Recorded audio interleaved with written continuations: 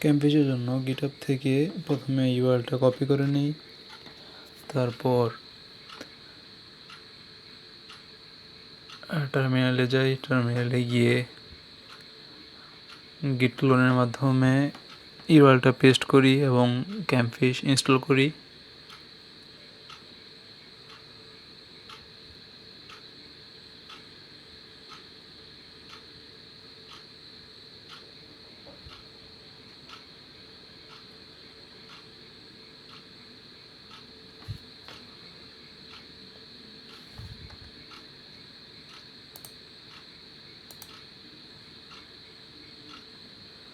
তারপর এলএস দিয়ে দেখি ক্যাম্পফিশটা কোথায় আছে। সামনে আছে সিডি, ক্যাম্পফিশের মাধ্যমে ক্যাম্পফিশের ভিতরে ঢুকি। এলএসের মাধ্যমে ক্যাম্পফিশের ভিতরে সব ফোল্ডারগুলো সামনে আসে, দেন বাশ ক্যাম্পফিশ এসএইচ দিয়ে ক্যাম্পফিশটা রান করি। তো দুটো অপশন আসছে, ngrok আর ক্লাউডফ্লেয়ার টানেল। তো আমি চুজ করলাম ngrok। তারপর আবার তিনটা অপশন আছে, যেখান থেকে আমি লাইভ ইউটিউব টিভিটা সিলেক্ট করলাম, দেন একটা ইউটিউবের ভিডিওর একটা আইডি নিলাম, কপি করলাম।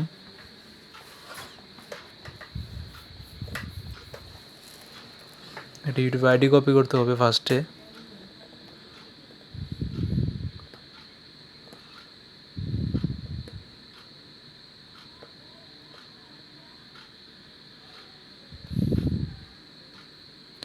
কপি করার পর এখানে পেস্ট করে দিব।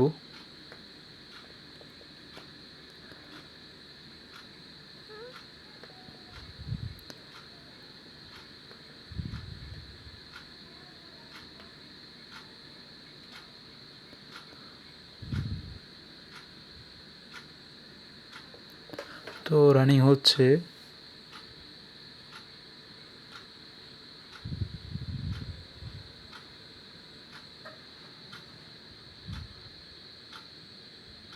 আচ্ছা, এখন ngrok একটা অথরাইজেশন চাচ্ছে, যেটা আমি আগে লগ ইন আমার অথরাইজেশনটা, আমার আইডির অথরাইজেশন কোডটা দিব। তো গুগলে গিয়ে ngrok সার্চ করব, তারপর লগ ইন অপশনে যাব। লগ ইন অপশনে আমার অথরাইজেশনের একটা অপশন পাবো, ইউর অথরাইজেশন অথেন্টিকেশন। সেখান থেকে কপি করে এখানে পেস্ট করে দিব।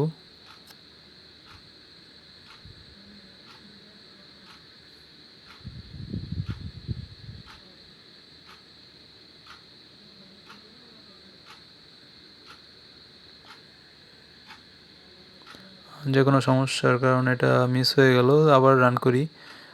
তো এবার দ্বিতীয়টা ট্রাই করব, ক্লাউডফ্লেয়ার টানেল। তো আবারও সেই ইউটিউব ভিডিও আইডি,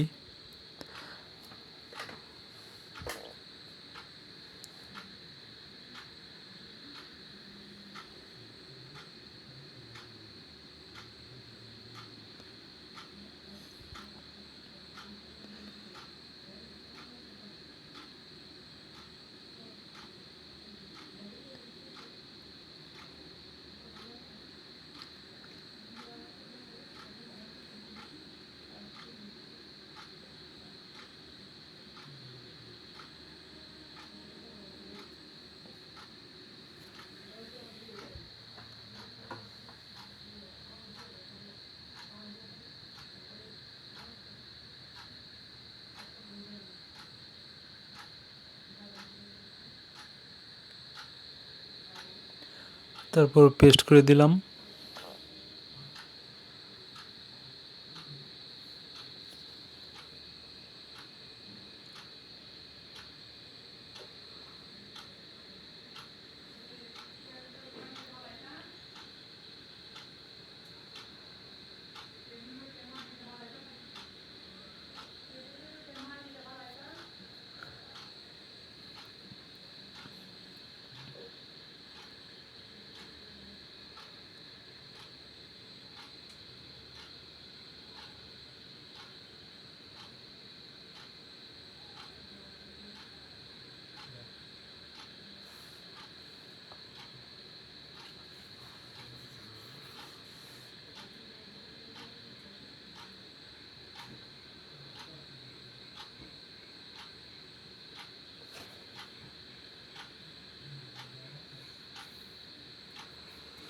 হ্যাঁ, এই তো ইউআরএল চলে এসেছে।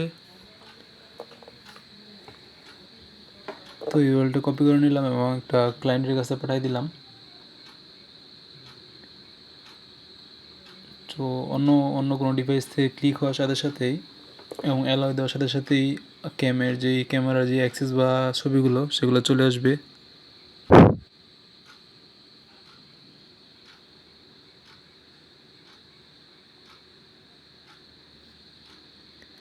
এই তো আইপি চলে আসতে শুরু করছে।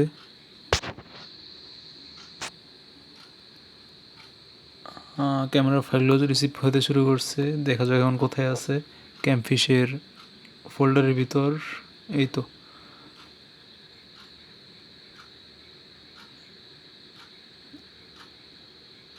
হ্যাঁ, এই যে চলে এসেছে আমার ক্যামেরার অ্যাক্সেসের ছবিগুলো।